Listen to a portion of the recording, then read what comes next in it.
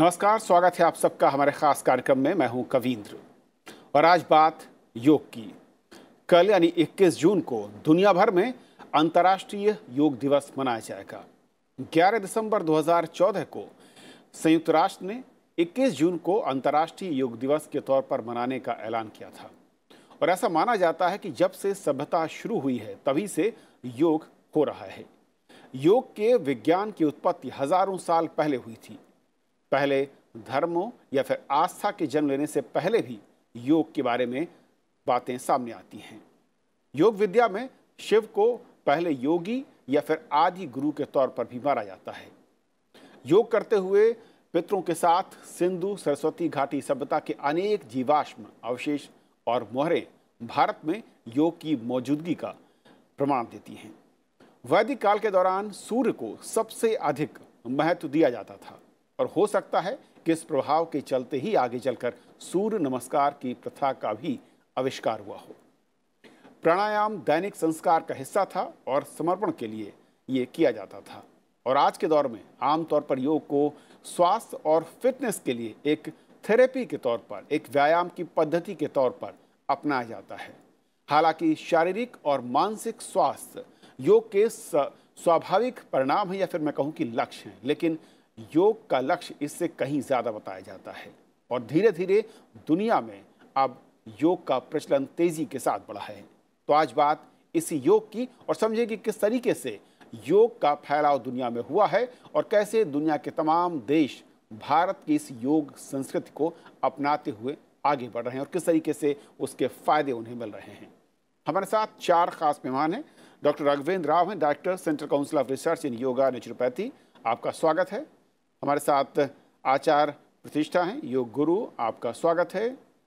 मानसी गुलाटी हमारे साथ हैं, योगा ट्रेनर, आपका भी स्वागत है। और सोहन सिंह जी हैं, योग गुरु और लाइफस्टाइल कोच, आपका भी स्वागत है।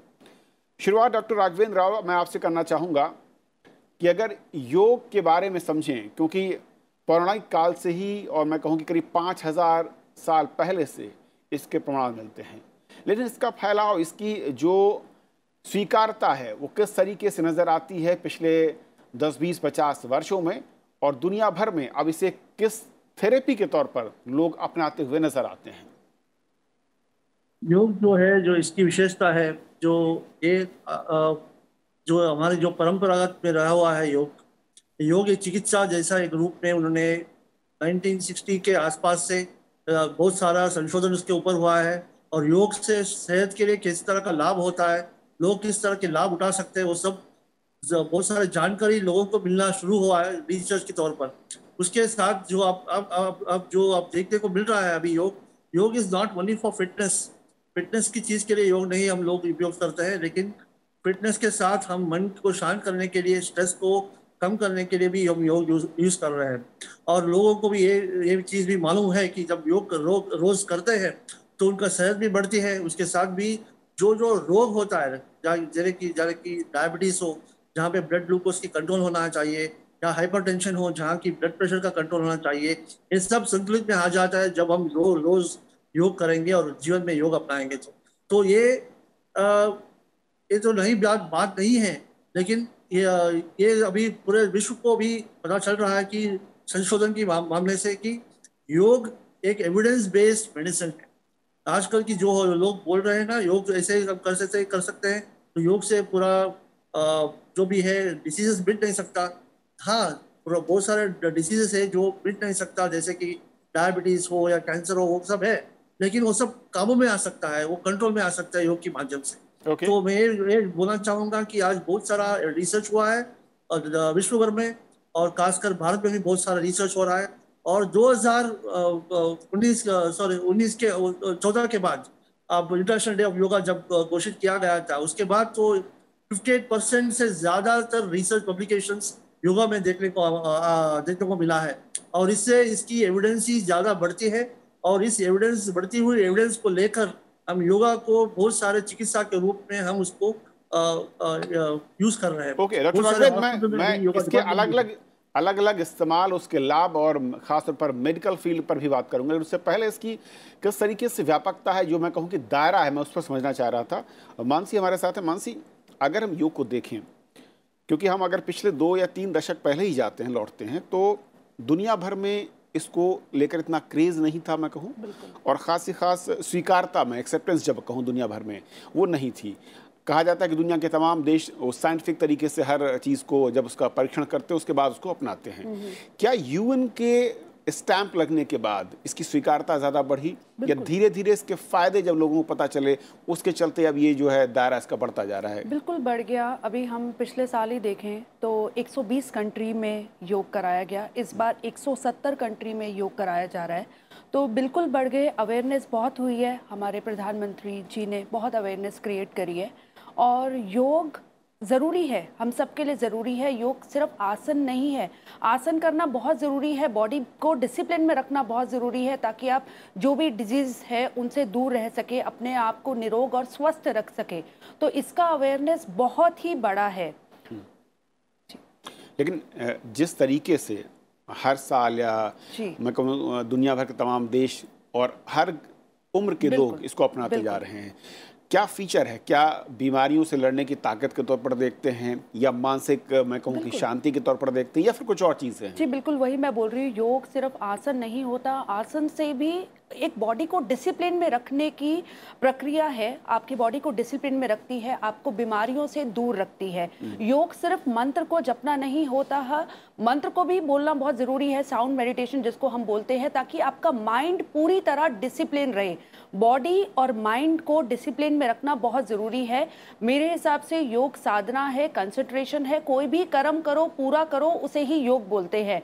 तो आसन भी करिए, मंत्र भी करिए, अपने आप को स्वस्थ रखिए, निरोग रखिए। स्वर्ण सिंह जी, आपके नज़रिए से अगर मैं योग को समझूं, या फिर जो आज के दौर में इसका एक व्यापक प्रसार हुआ है, कैसे आप देखते हैं योग, और योग के साथ अगर हम मानवता को या फिर तमाम दुनिया की जो जनता है, वहाँ की पॉपुलेशन, उसको जब हम जोड़ते हैं, उसे कैसे अडॉप्ट करती हुई नजर आती है? योग की व्यापकता और उसका मानवता के लिए उपयोग, हमने पिछले 7-8 सालों में जो फैलाव देखा है वो अद्भुत है। अंतर्राष्ट्रीय योग दिवस के बाद जो योग की विश्वसनीयता, उसके प्रति लोगों का जुड़ाव और उसके प्रति लोगों का जो एक्साइटमेंट है वो बहुत ज्यादा है। योग बहुत सारे देशों में, संसार में सभी जगह लोग करते हैं, लेकिन अब जो योग करने का जो तरीका है और योग के प्रति जो लोगों का जुड़ाव है, उसमें 2-3 चीजें बहुत ही अलग तरीके से एक बदलाव की तरफ देखने के हमें रुख मिलता है। पहला, योग की वैज्ञानिकता या वैज्ञानिक योग। योग कोई कहानी नहीं है कि हमने यहां से शुरू की और वहां खत्म कर दी। योग वैज्ञानिक है, ऐसा करोगे तो वैसा निश्चित ही देखने को मिलेगा। दूसरा यह है कि आसन जो हैं बहुत ही शक्तिशाली हैं, लेकिन आसन का उपयोग करके हमें शरीर स्वास्थ्य तक पहुंचना है। मैं चीन में हूं, करोड़ों लोग योग करते हैं, लेकिन जो योग से जो पहली सीढ़ी है जुड़ने की, वो आसन ही है। चाहे वो एडवांस हो या बेसिक हो, उसी सीढ़ी से फिर आप लोग दूसरे पायदान पे पहुंचते हैं कि अब थोड़ी शांति पकड़नी है तो प्राणायाम शुरू करेंगे, फिर मन को शांत करना है और उसके आगे जाना है। तो योग एकमात्र ऐसी विधा है, शरीर स्वास्थ्य से जो शुरू होती है, वो जो मन और मन के परे ले जाती है, शरीर से शुरू होकर शरीर के परे आपको ले जाएगी। ऐसी दूसरी कोई विधा, दूसरी विद्या या दूसरा कोई संचार विश्व में नहीं है योग के अन्यथा। तो जो विश्व में लोगों का जो जुड़ाव योग के प्रति है वो बहुत गहरा होता जा रहा है, और योग की कई चीजें और सामने आ रही हैं। जैसे डॉक्टर साहब ने कहा कि योग पे रिसर्च आगे बढ़ रहा है, तो विदेश में जो फैक्ट्स हैं योग के वो सामने आ रहे हैं, और लोग उससे जुड़ने में खुद ही उत्सुक हैं कि इम्यूनिटी बढ़ानी है। रोज यदि 15 मिनट करते हो तो एक बहुत बड़ा चेंज आपको देखने मिल जाता है 60 दिन के अंदर। और योग अद्भुत कला है, जीवन जीने की कला है। आप चाहे प्राणायाम करें, मंत्र जाप करें, या फिर शक्तिशाली आसन करें, कुछ भी करें, आप जिस डायरेक्शन में चलेंगे, जिस पथ पर आप चलेंगे, पथिक होकर आप गंतव्य तक पहुंचेंगे। योग इस चीज की गारंटी आपको दे देता है। बस भरोसा करना है, और आपके पास जैसा शरीर है, योग की कोई रिक्वायरमेंट नहीं है, अपने आप को स्वीकारना है। जैसा शरीर है स्वीकार लो, वहीं से यात्रा शुरू करनी है। समंदर बड़ा है, सभी को पता है, जीवन बड़ा है, सभी को पता है, लेकिन अपनी छोटी सी नाव लेके योग आपको उस पर चलने के लिए उत्सुक करता है। और यही योग की व्यापकता है, और यही योग की शक्ति है कि खुद को स्वीकार करके आप एक ऐसी जगह चलना शुरू कर देते हैं जहां आपको पता भी नहीं है कि आगे क्या होने वाला है। लेकिन निश्चित ही योग अद्भुत चीज है, जीवन जीने की कला। ओके प्रतिष्ठा जी, योग जो है वो क्या 2-3 चीज़ों का एक कॉम्बिनेशन है, जैसा कि कहा सोहन जी ने कि आसन है, उसमें मानसिक संतुष्टि के लिए अध्यात्म है, और उसमें कुछ और चीज़ें मिलती हैं जो कि एक योग को कॉम्प्लीमेंट करती हैं। एक ओवरऑल पैकेज के तौर पर योग नज़र आता है, बेनिफिशियरी होता है। देखिए, योग विद्या जीवन जीने की कला है और शरीर त्यागने की भी कला है। यानी ये 2-3 चीजों का पैकेज नहीं है, ये तो वो विद्या है विच touches all the levels of human life. फिर चाहे हम फिजिकल लेवल की बात करें, मेंटल की करें, सोशल की करें, इमोशनल की करें, इंटेलेक्चुअल की करें, फाइनेंशियल की करें या स्पिरिचुअल की करें।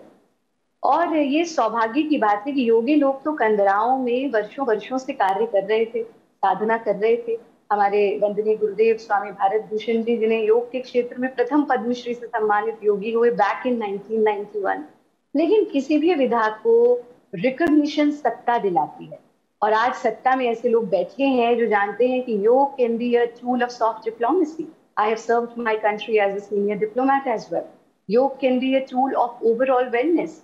और सबसे महत्वपूर्ण चीज, हम तो इस तरह से देखते हैं कि एक नरेंद्र तब निकले थे और विश्व ने उन्हें विवेकानंद के नाम से जाना था, और उन्होंने विश्व भर में योग का परचम लहराया था। एक नरेंद्र अब निकले और विश्व भर में योग का परचम लहराया, और उन्हें नरेंद्र मोदी के नाम से लोग जानते हैं।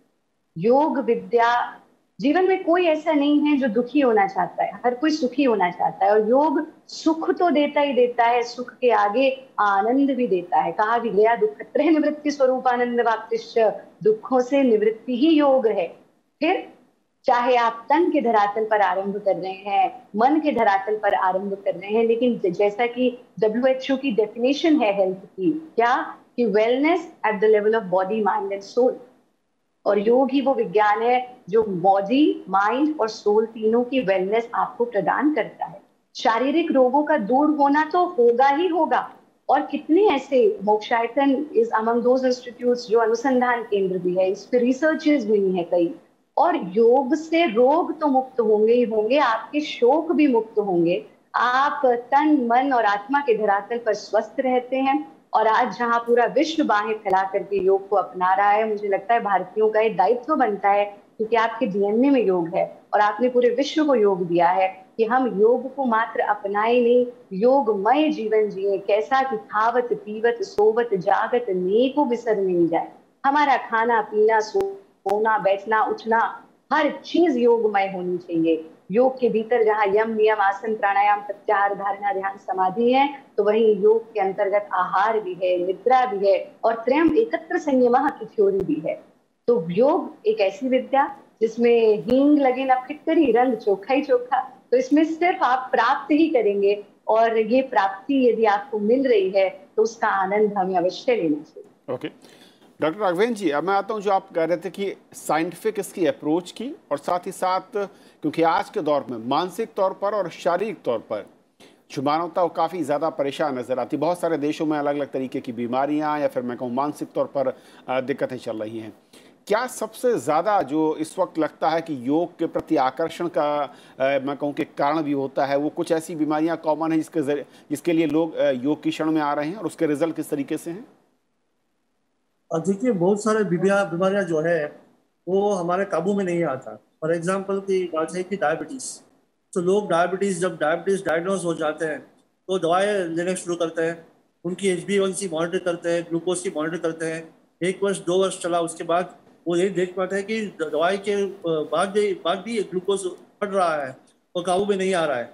जब उन्होंने अपना जीवन शैली चेंज करते हैं, जब उन्होंने अपना योगा अपने जीवन में लेके आते हैं, तब उन्हें लगता है कि जब योगा करने से ब्लड शुगर धीरे धीरे कम होता जाता है, और जीवन में लाइफस्टाइल, जिस तरह का लाइफस्टाइल होना चाहिए उस पर उनका काबू हो जाता है। जैसे कि आहार विहार आचार विचार, ये चारों को हम काबू में रखना चाहिए। तो ठीक से आहार की सेवन करना चाहिए, हमारे हैबिट्स में भी, आचार में भी कुछ, पद्धति में भी कुछ बदलाव आना चाहिए, और विचार सोच धारा में भी कुछ बदलाव आना चाहिए, स्ट्रेस में भी बदलाव आना चाहिए। ये सब हम ठीक करने के कारण क्या होता है, ये शुगर लेवल्स भी कम हो जाता है, स्ट्रेस हार्मोन्स कम हो जाता है, तो शुगर कंट्रोल में आ जाता है, और धीरे धीरे आपको जो पेशेंट को और कॉन्फिडेंस मिलता है, देखो मैं शुगर कंट्रोल कर पा रहा हूँ और मेडिसिन की ज्यादा जरूरी नहीं होती, मेडिसिन की दुगना नहीं करना पड़ती। तो ये सब करने से ना हम इस तरह की जो रोग है, जो बहुत लॉन्ग टर्म क्रोनिक डिसीज जो हम बोलते हैं, हम इसको काबू में रख सकते हैं। तो ये तो कॉन्फिडेंस ऑलरेडी पेशेंट्स, बहुत सारे पेशेंट्स को मिला हुआ है, और बहुत सारे पेशेंट्स योग को अपने जीवन में अपना रहे हैं, और उसकी लाभ भी उसको देखने को मिल रहा है। ओके मानसी, क्योंकि आप लोग के पास जब लोग आते हैं योग के लिए, या फिर मैं कहूँ कि अप्रोच करते हैं कि क्या है बीमारियां, किस तरीके से शारीरिक या मानसिक सुकून के लिए, वो क्या चीज़ें जो कॉमन हैं, जो चीज़ें ज़्यादा अट्रैक्ट करती हैं लोगों को, खींचती हैं योग की तरफ, और उसके रिजल्ट आप लोगों के अगर कोई एक्सपीरियंस हुआ इस तरह के? योग बहुत ज़रूरी होता है स्वस्थ रहने के लिए, निरोग रहने के लिए, माइंड और बॉडी को पूरी तरह कंट्रोल करने के लिए।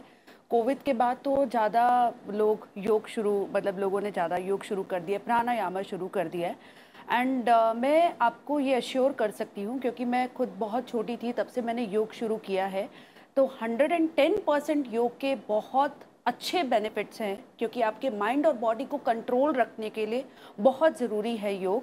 और एक चीज़, बिकॉज अभी मैं बात कर रही थी, एक सिंपल सी चीज़ मैं आपको बताऊंगी। जब हम चैंट करते हैं, ओम की ध्वनि का उच्चारण करते हैं, गहरी सांस लीजिए,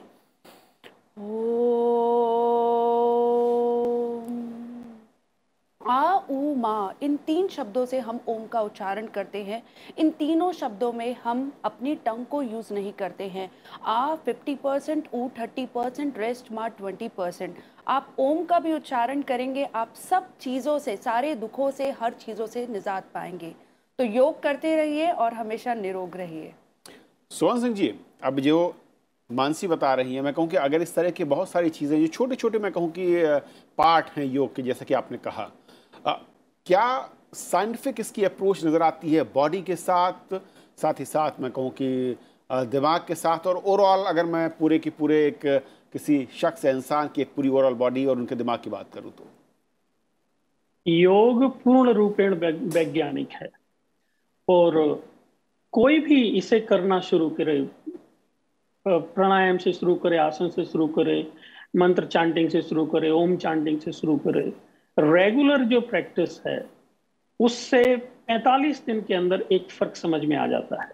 उदाहरण के तौर पे ऐसा ले लें, कोई डिप्रेशन डिसऑर्डर में है और वो इस लायक नहीं है कि कोई आसन ज्यादा करे, इंटरेस्ट नहीं है उसको, आप प्राणायाम से शुरू कराएं, डीप ब्रीदिंग से शुरू करें उसको, धीरे धीरे करके आप उसको ऊपर की तरफ पुश करते जाएंगे, फिर प्राणायाम चेंज करते जाएंगे। 30 से 35 दिन के अंदर जो प्रैक्टिशनर है उसका इंटरेस्ट चेंज हो जाएगा। He will be focusing more on himself. Body से जो अब तक तारतम्य ऐसा दूर था वो थोड़ा पास में आता है। अब आते हैं कुछ दूसरी साइंटिफिक चीजों पे, स्टूडेंट्स के ऊपर। युवा जो है वो विदेशों में योग से काफी जुड़ रहे हैं, क्योंकि उनको ये समझ आ गया है कि जो अपना दायां और बायां जो अपना मस्तिष्क है, योग के माध्यम से दोनों को यूज किया जा सकता है। सामान्यतः लोग एक ही यूज करते हैं अपने जीवन में, या एक ज्यादा यूज करते हैं, कम यूज करते हैं। एक लॉजिकल ब्रेन है, क्रिएटिव ब्रेन है। योग के माध्यम से दोनों का उपयोग आप बराबर कर सकते हैं। मल्टीटास्किंग आप रह सकते हैं, इमोशनली कनेक्ट आप रह सकते हैं, और कंट्रोल नहीं करना है। जितना कंट्रोल करोगे एक दिन कंट्रोल से बाहर हो जाओगे, ज्वालामुखी फूट जाएगा। योग कंट्रोल की तरफ नहीं ले जाता है, योग सामान्यता की तरफ ले जाता है। तो ये जो साइंटिफिक जो फैक्ट्स हैं, विदेशों में इसके ऊपर बहुत काम हुआ है, हो रहा है, और यही वजह है कि जो यूथ है, फॉर एग्जांपल मैं चीन में हूं, तो यहाँ पे जो 80 से 85% प्रैक्टिशनर हैं वो युवा हैं। उनका एज ग्रुप 18 से 35 के बीच है, और एक ऐसा उन्माद है योग के प्रति कि जो योग केंद्र हैं वो अब जिम को रिप्लेस करने में लगे हैं।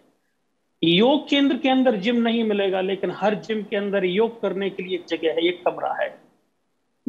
तो ये योग की व्यापकता है, ये योग के प्रति विश्वसनीयता है।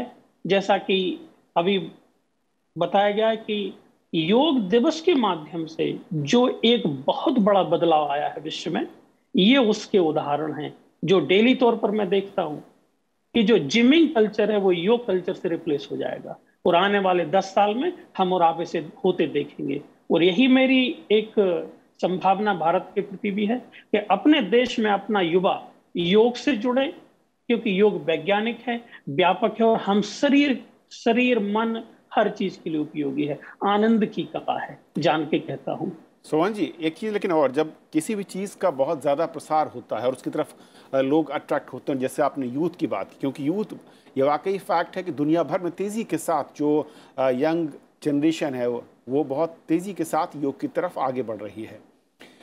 क्या एज ग्रुप आप मानते हैं जिससे शुरुआत हो सकती है, या सभी एज ग्रुप के लिए? और क्या इसमें कई रिस्क, कई सारी चीज़ें जुड़ी होती हैं, वो क्या फैक्टर हैं, या फिर किनको इससे एक्सक्लूड करना चाहिए? योग को नई पीढ़ी में यदि हमें लाना है तो हमें अपने यूथ को जोड़ना होगा उससे। संस्कृत बोलचाल की भाषा थी, आज कर्मकांड की भाषा बन के रह गई है, क्योंकि हम यूथ नहीं जोड़ पाए उससे। योग ऐसा ना हो कि 20 साल बाद आश्रमों तक रह जाए, तो हमें यूथ को जोड़ना होगा और योगा को रीपैकेज करना होगा कि आज के लाइफ स्टाइल में वो फिट हो पाए।